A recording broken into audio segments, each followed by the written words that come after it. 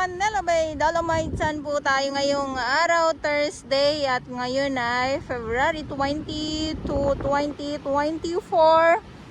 Pag Thursday, alam nyo naman po yan, lalong-lalo na sa mga viewers ko talaga na nakaabang ng ating update dito sa Manila Bay, Dolomite. Pag Thursday po, sarado po ang ating mga Manila Bay Warriors, MMDA, nandyan sila. At ang ating Stero Rangers ng DNR, nandun sila, may ginagawa sila doon. At ang ating DPS Mandaragat doon naman po sa Manila Yacht Club. So antayin natin na umarangkada ang traktora dito sa Dolomite dahil ay Thursday. At silipin muna natin ang ating dalampasigan.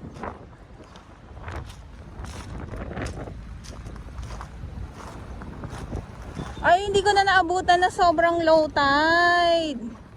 Parang papaano na ito, papa high tide na ito ng ano.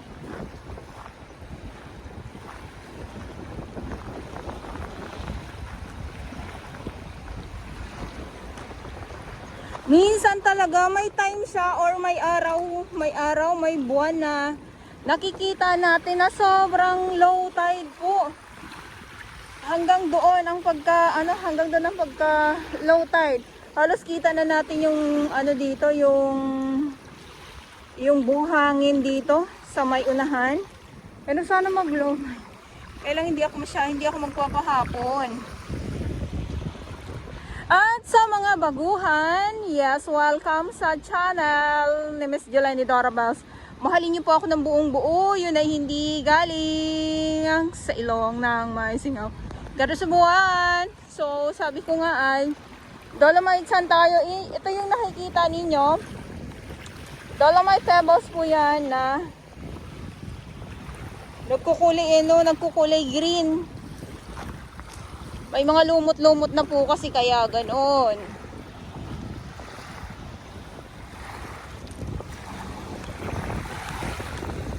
At syempre may mga lamang dagat pa rin po tayo nakikita. Ayan no, mga halaan.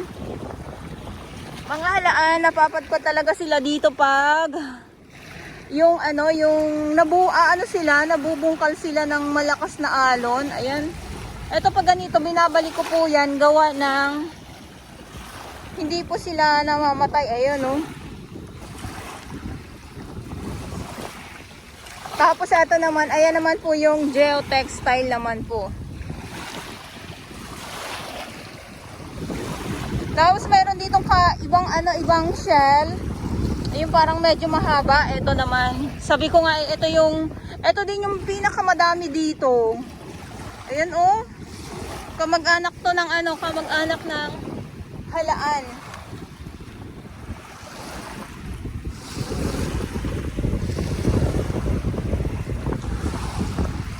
So wala naman tayo nakikita muli na mga tambak or dagsa na mga basura dito sa dalampasigan, kundi itong mga shell na ito. Ayan, halaan.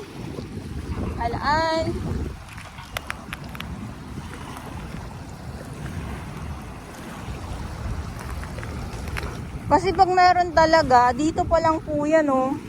Dito pa lang sa laot, sumusugod na yung mga iba't ibang mga basura.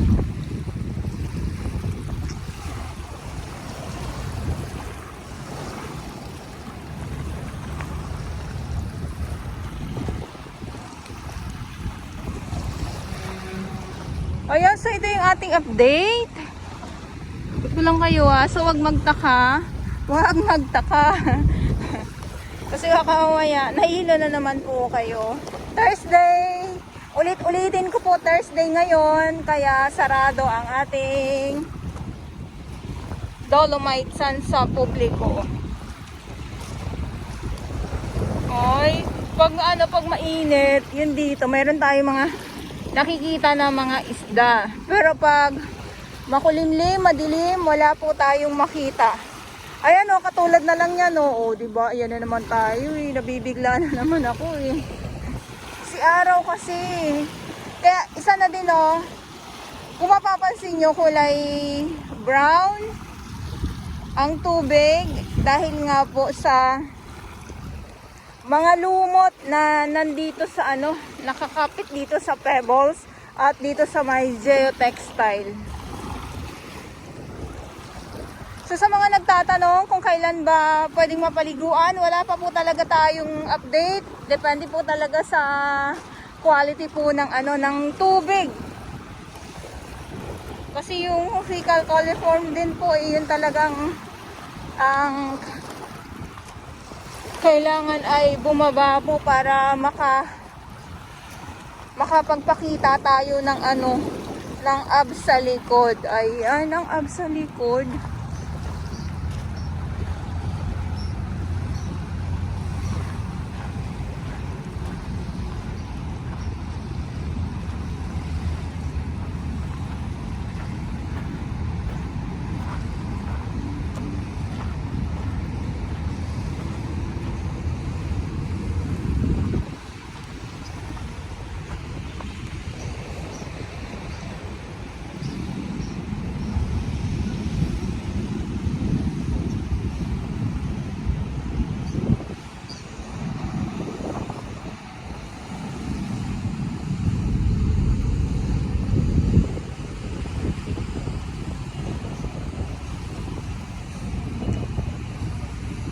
So, andito sila bossing. Ayan, yung ating Stero Rangers ng DNR. May ginagawa po sila dyan.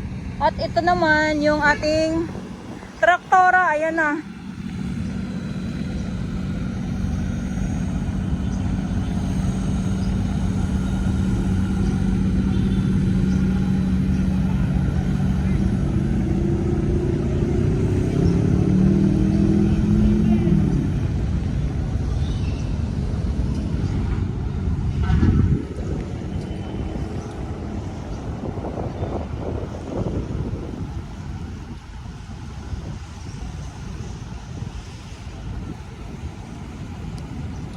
Puti ba yung ibon naghahanap ng kanyang makakain? Yung iba asa na lang. Joke lang. Okay, so ito yung update natin dito sa Manila Bay Dolomites Sand at ngayon ay February 22, 2024. Maraming salamat po sa inyong lahat.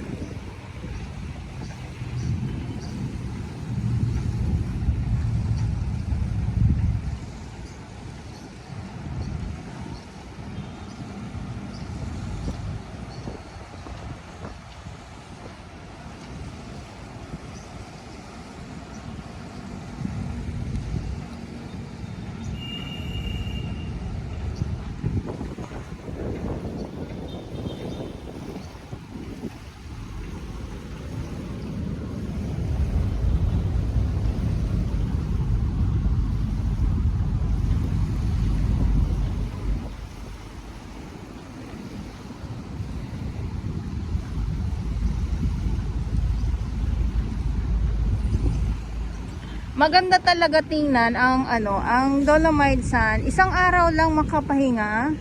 Yung nakikita natin yung talaga, yung ganda niya, maaano niyo po ma-appreciate niyo po yung totoong kagandahan. Pero alam niyo naman, pero pag kayo ay nakapikit, wala. Baliwala po sa inyo. Eto na naman tayo. Baka may mapahugot lines na naman tayo.